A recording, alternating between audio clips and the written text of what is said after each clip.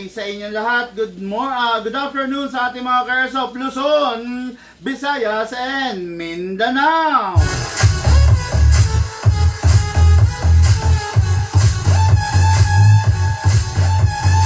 Okay, special day, special Monday po tayo today. No? Nagkataon yung mga unit natin para sa mga politiko ng ating bansa.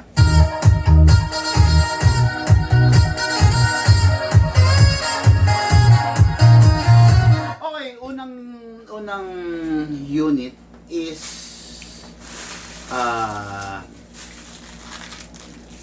pwede ko bang sabihin? Wag na lang yung pangalan. Okay? Isang politiko no sa Nagcarlan, Laguna. Okay, politiko, bali isa siyang councilor ng Nagcarlan, Laguna. Pero yun nga mga Karsop, sad to say, nandito siya nag-walk-in. Yung yung ubas. Yeah. Itong ubas galing sa ating politikong mayor from Nagcarlan, Laguna. So dala niya to. Grabe, 3 kilo to mga Karsop, 3 bag, no? Kanina ko pa binabanatan, kanina ko pa kinakain. Napakasarap, no? Napakasarap kasi malutong siya, then matamis, no? Grabe. Maraming salamat sa iyo, Councilor of Nagcarlan, Laguna.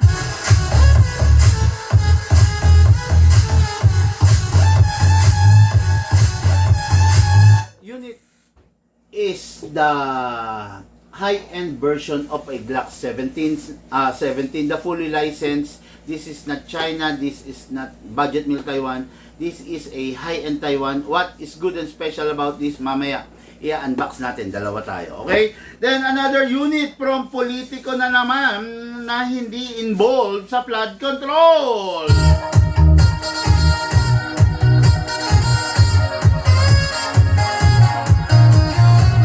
From the office of the mayor dito sa lugar ng Pampanga. Hello po, Mayor.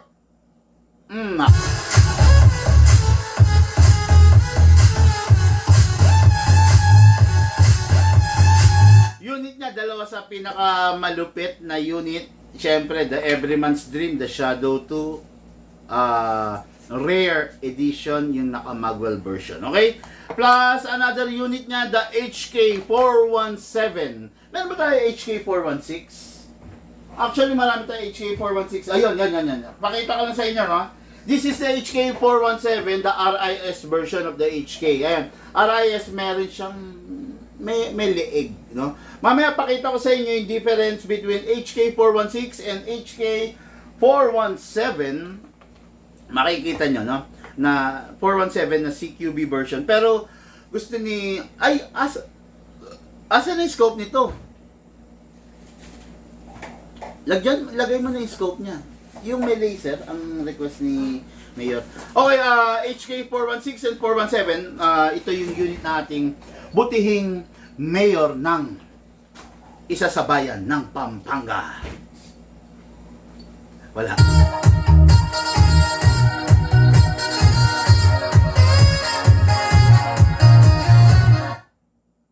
Alin? Hindi. Okay. Pasensya na, Mayor. Nakalimutan lang.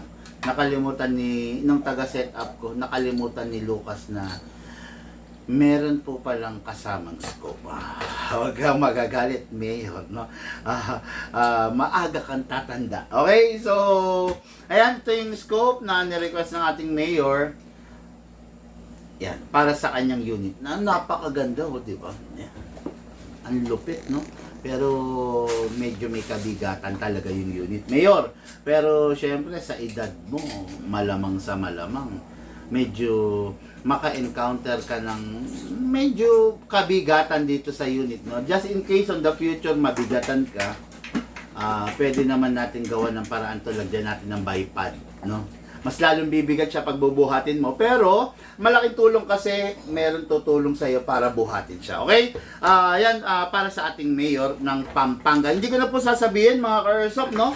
Kung sino at anong bayan ng Pampanga. Kasi mga Karsop, no? Especially nowadays, yung mga politiko natin na bayan, hanggat maaari, ayaw nilang mabulgar. Hanggat maaari, gusto nila, parang... Kasi ganito, yung mga politiko natin medyo nakakaladkad di ba? Medyo masama ang imahe ng mga politiko natin kasi may mga politikong sangkot dun sa mga flood control, sa mga scam, sa mga scandal, sa mga kontrobersya na bumabalot sa mga politiko natin ngayon, no? So, kasi syempre, hindi lahat ng pulis loko-loko, hindi lahat ng mayor loko-loko, hindi lahat ng senador loko-loko. Mas marami pa rin yung matino, no? Iilan lang naman yung talagang corrupt, no? Pero mas marami pa rin po yung matino. Buhay pa rin ang hustisya sa Pilipinas. Mas marami pa ring matinong politiko kaysa rin sa masasama. Sad to say, nakakaladkad lang yung mga tiwali na politiko ng mga nakakaladkad lang yung mga matitino ng mga tiwali, no? Pero mas marami pa rin, gumagana pa rin ang hustisya, ang Senado, ang Kongreso, no? Ang mga pulis gumagalaw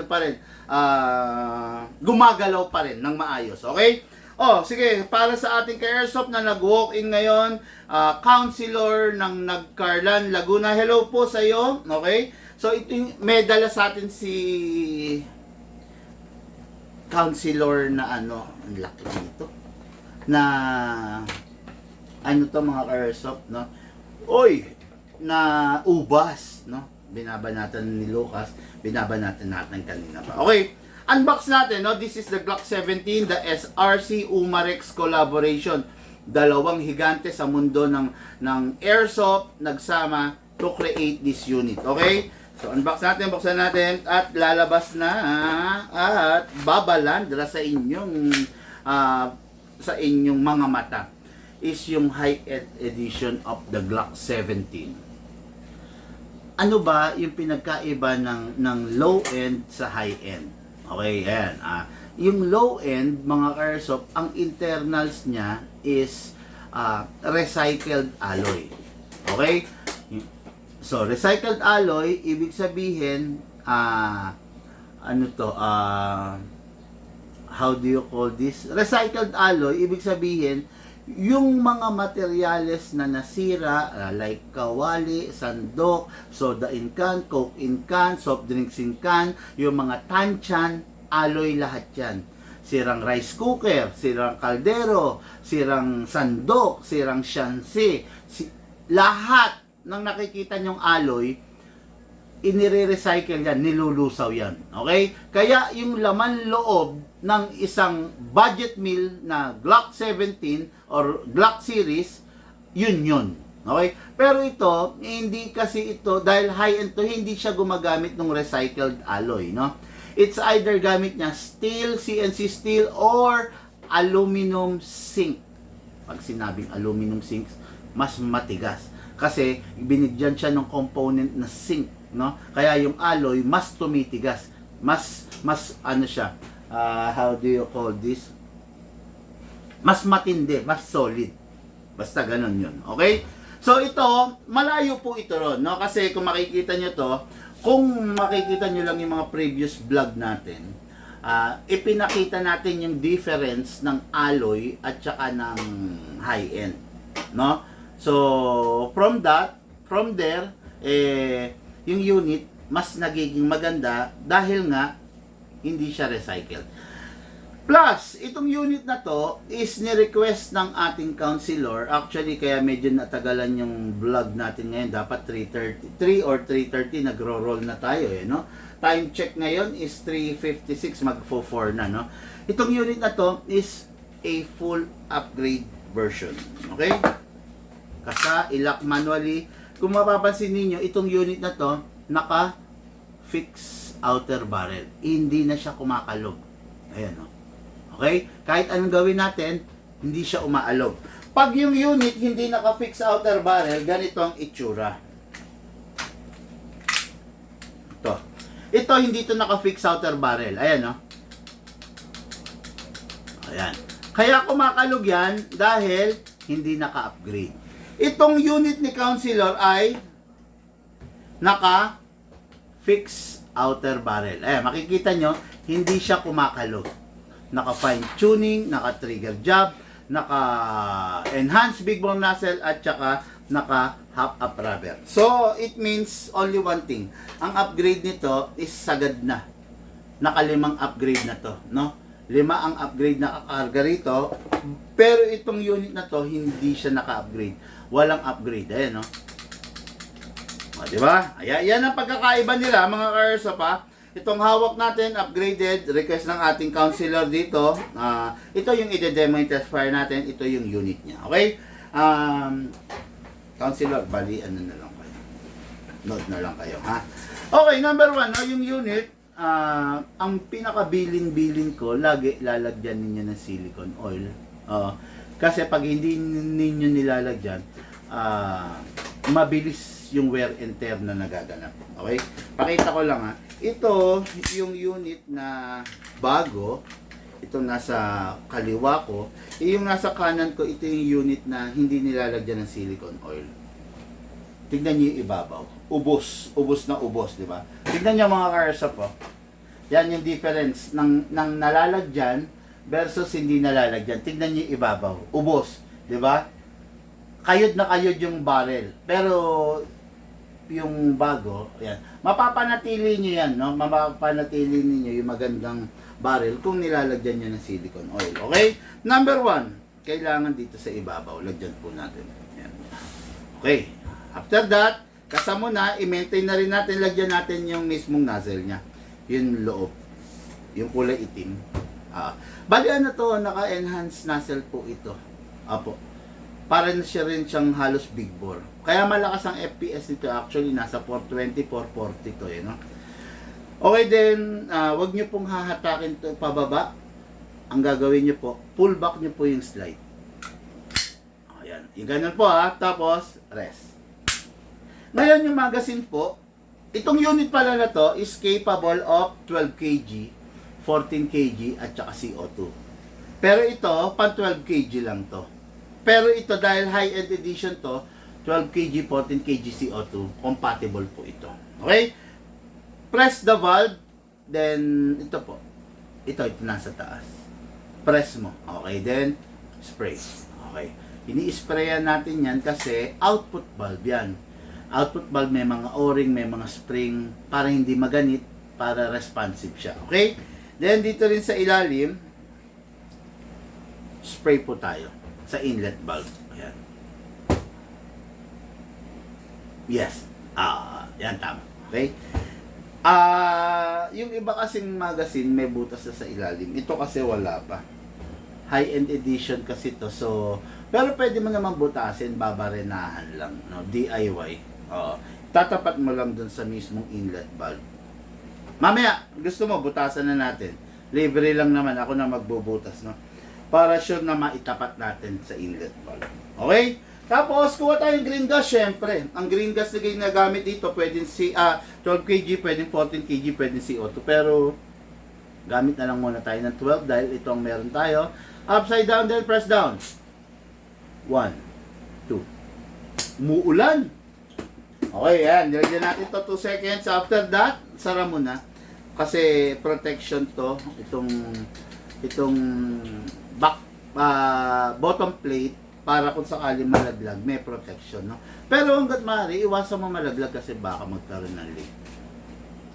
Yes. Pero yung leak, ano lang naman yun? Minor lang yun. Kung sakasakali na na DIY. By the use of silicone oil. Yeah, tama. Yun ang mismong protect dun sa unit mo yung silicone oil. Okay? Okay mga airsoft, ano na to loaded na to ng gas. Ngayon, kuha tayo ng bala. 0.30 grams ang gagamitin natin kasi yung unit natin malakas na. Nagpo 400 FPS. So, medyo magwawabol pag hindi pag hindi natin ginamitan ng mabigat. Okay? Hatak to pababa. Hatak. Iwasan mo mabitawan kasi baka mabasag itong magnet. Gawin mo hatak, then put your right thumb here. Yan. Dire-diretso. Then dito nyo po ilalagay yung bala sa part na maluwang. Huwag po dito sa taas, huwag po dito po. Okay? Pump lang po tayo using our reloader. Umuulan, look. inabutan na si Councilor, mga ka-airsoft ng ulan. Nakamotor pa naman siya, naka-big bike siya, no? Actually, ito si Councilor nagbi-big bike to, nakasama ko siya dati sa isang rides. Kaya lang, hindi ko alam na siya pala yun, na Councilor pala siya. Simple lang kasi siya, hindi mo makikitaan ng bihis na matindi, no? Hindi ka tulad ng iba eh. Talagang bihis kung bihis. Siya simple lang. Actually, pumunta siya rito naka-big bike. Mag-ingat ka lang sa pag-uwi, umuulan, no? Grabe. Okay mga airsoft, firing na po tayo. Pasok natin. Kasa, ready to fire. Okay, again, this is not a budget build Glock 17. This is a high-end Glock 17. This is a fully licensed Glock 17. This is a full upgraded version of the Glock 17. Merong FPS na 420 to 450. Napakaganda. Napakatindi, napakalakas niyan. Mga airsoft, manood kayo. Firing! Lakas oh.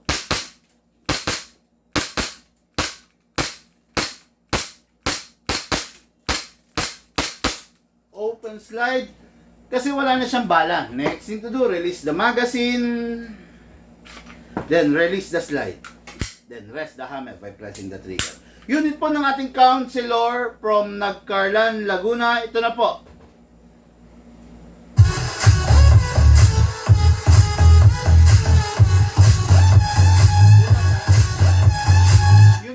Pag wala na lamang bala at hindi mo na gagamitin, pwede mo nang pasingawin kung itatabi mo na matagal. Pero kung kinabukasan maglalaro ka, huwag mo munang pasingawin. Dito pinapasingaw. Press lang.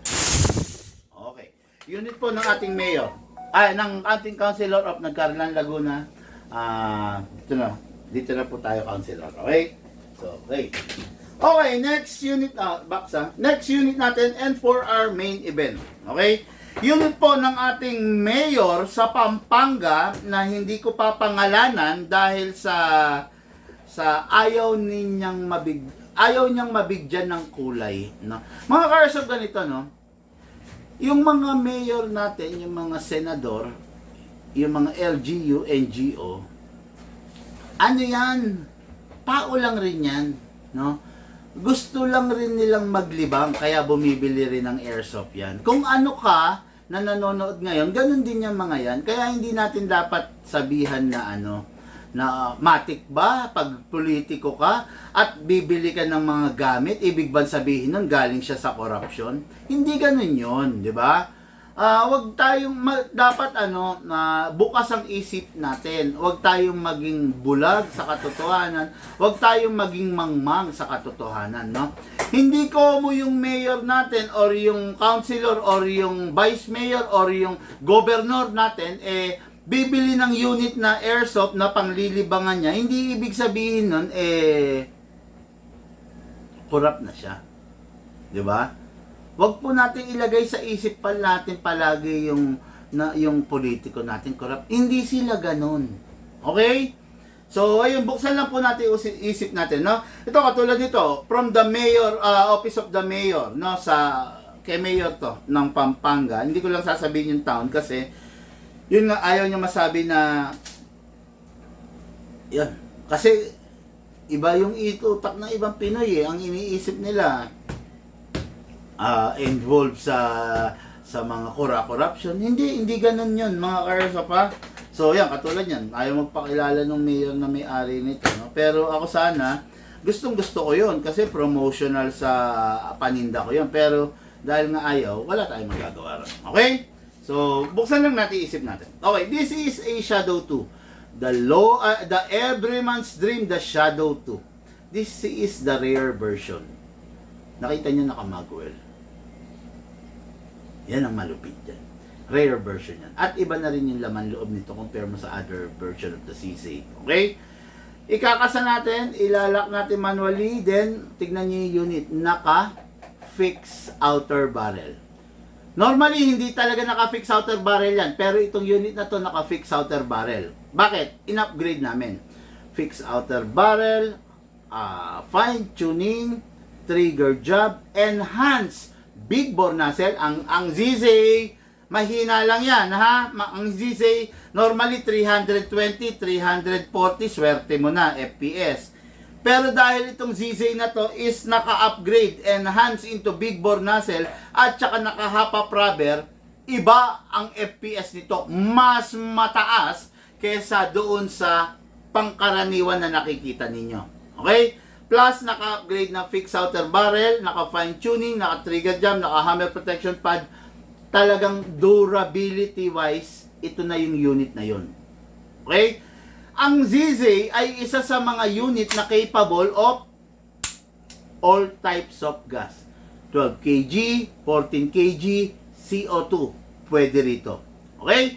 Pag ang unit ninyo, ENC, ano man sa ENC, ano man sa double bell, ano man sa WE, ano man sa AW Custom, pag yan ang mga brand ng unit ninyo, huwag kayong mag-attempt na maglagay ng 14 kg. Wawarakin nyo lang yung unit ninyo. Pan 12 kg lang kayo and below. Okay? Itong unit na to, 12 kg and above, kayang-kaya niya.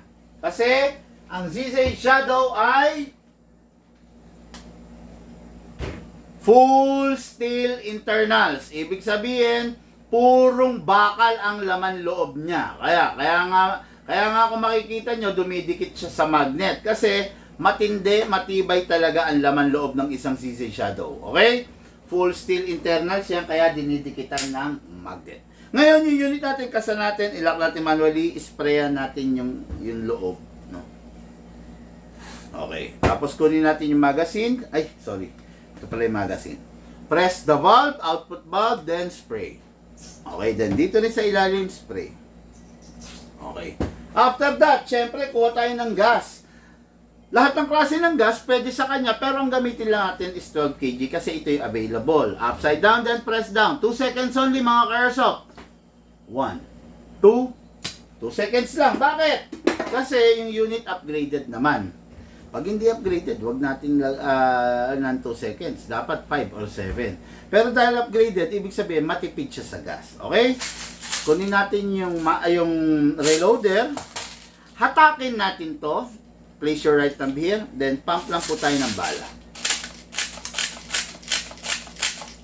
Okay. Kung makikita ninyo bungi-bungi, kalugin nyo lang sideways mga ka-airsoft para umalign yung bala. Ayan na po. Okay? Ngayon, kunin natin yung unit. Pasok sa unit. Malakas. Kasa. Ready to fire. Mga ka-airsoft, this is the Lord, the Everyman's Dream, the Shadow 2, kung tawagin sa range, the cheater's gun. Napakaganda, napakalupit. Diyos sa lahat ng ZZ. Firing!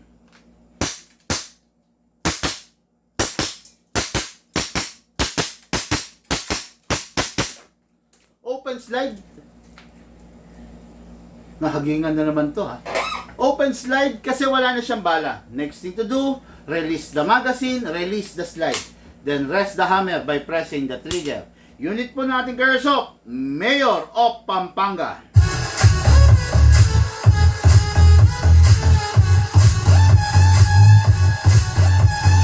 Okay, next unit. Okay. Okay, next unit. Another unit ng ating Mayor of Pampanga. Request niya is the HK417. Yan. Lupit niya, di ba? Laki niya. Ang botsyog niya. Ang tindi niya. No? Ito yung example ng isang HK416. Yan. HK416 CQB and HK417. Mas mahaba siya ng konti, then mas mahaba yung barrel niya. Okay? Plus, makikita nyo, mas mataba yung receiver niya. Mas mataba yung magazine niya. Ayan, no, ang lapad, oh. 'Di ba? Ang magazine niya ganito kalapad. Ang magazine ng HK416 ganito kalapad. Okay? This is the 416 and this is the 417. Sino mas solid? Kung sa bigat at lakas, si 417 tayo. Okay? So, let's begin. Look, oh, pasuyin muna 'to. Lagay dito. Okay. So, kung i-compare natin kay 416, si 417, sabi ko nga sa inyo, mas mahaba. Same lang ang grip nila. Then, regarding sa buttstock, same lang rin. Magkaiba lang ng design, pero still hard polymer. Okay? Ano pa ba? Sa rail, quad rail eh. Palibot ang rail. Grip, parehas lang. Ambi, na safe, na selector, parehas. Trigger, parehas. Wala silang pinagkaiba, maliban sa mas halimaw to. In terms of FPS, mas malakas talaga to, no? Tapos, equipped na rin with a mid-size telescopic scope equipped with a laser. Ayan, laser, no? So, yung laser na yan is naka-zero yan, mga airsoft, no?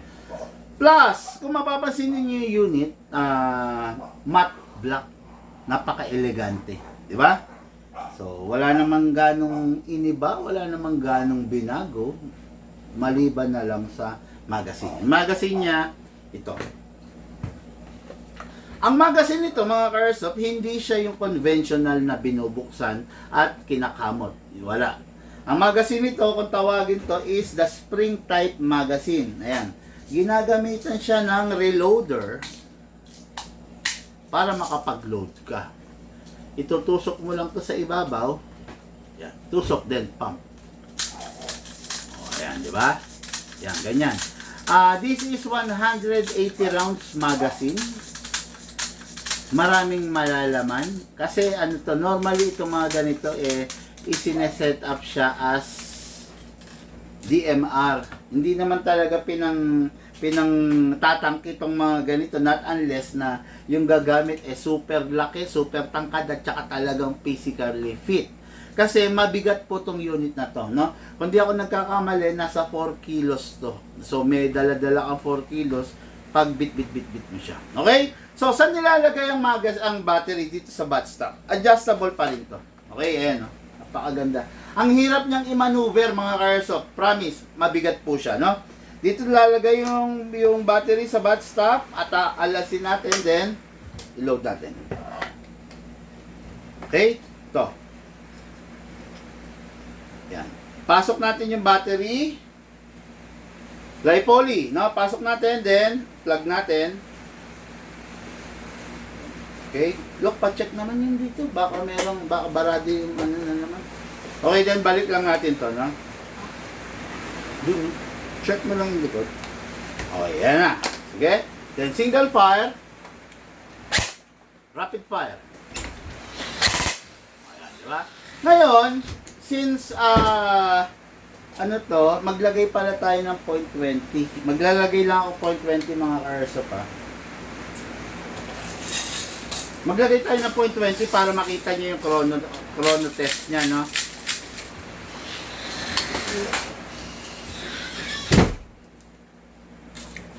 So, lagay tayo 0.20, ha?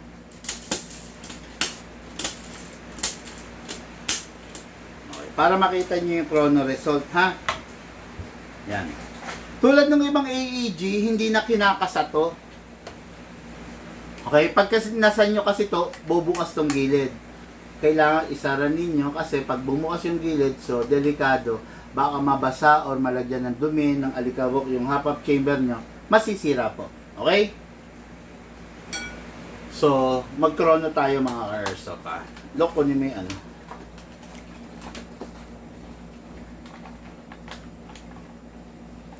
Okay na. Okay na. Okay, chrono tayo, mga airsoft, ha. Go. Go. Okay, mga airsoft, this is the HK417 unit ng ating mayor sa Pampanga. Chrono test po.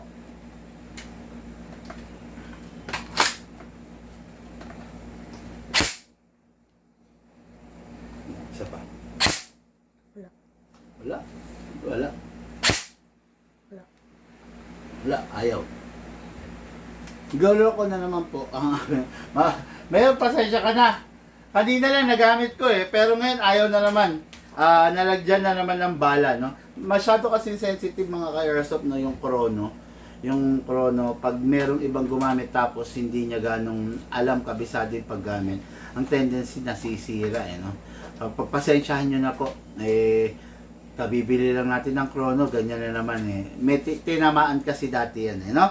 Anyway, Mayor, sa aking pagkakaramdam, no, kabisado ko na kasi, No, itong FPS nito is between 490 and up to 550. Sabihin na natin 550 and below ang FPS nito, naglalaro-laro, no? Ayun, anyway po, firing na po tayo. Unit po natin ka-airsoft na Mayor, firing. Rapid fire. Single fire. Rapid fire.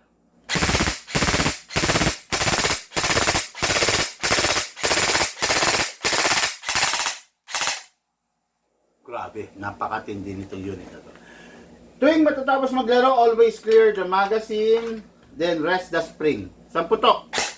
Then after the resting the spring, lagay natin sa rapid fire. Press natin 1 second. Then single fire.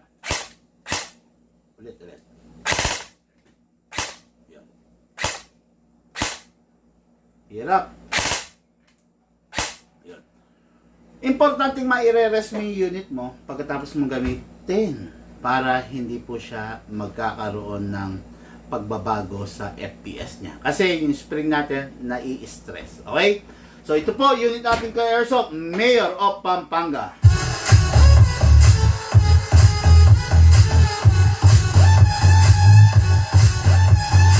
Kasama nitong unit na to is yung ZZ Shadow kanina. Okay? Maraming salamat po sa counselor natin of Nagcarlan, Laguna. Maraming salamat din po sa iyo, Mayor of Pampanga. Alam mo na, Mayor, kung sino ka. Mga ka-airsoft, lahat po tayo nagmula sa iba't ibang larangan. Pinagbuklod, pinag-isa ng iisang libangan. Yun po paglalaro ng airsoft. Hatid po sa inyo ng inyong likod. Big man. Thank you po.